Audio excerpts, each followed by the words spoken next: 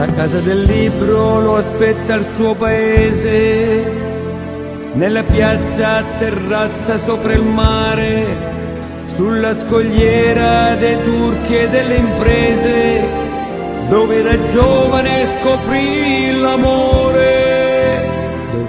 Pascal Schembri, eterno ragazzino, uomo fortunato che è riuscito a realizzare il suo sogno. Tanti libri, tanta arte, tanti amici in 80 anni di grandi successi e soddisfazioni.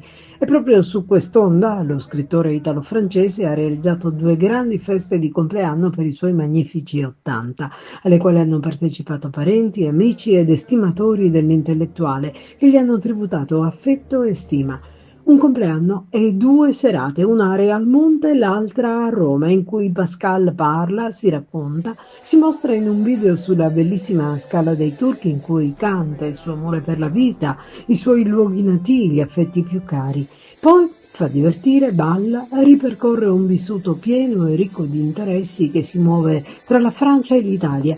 E a Parigi frequenta gli ambienti e i salotti più esclusivi e i posti nei quali l'arte si esprime a 360 gradi, un muoversi quello di Schembri che gli regala conoscenze straordinarie e personaggi importanti, che conosce a fondo tanto da scriverne libri, ben 56.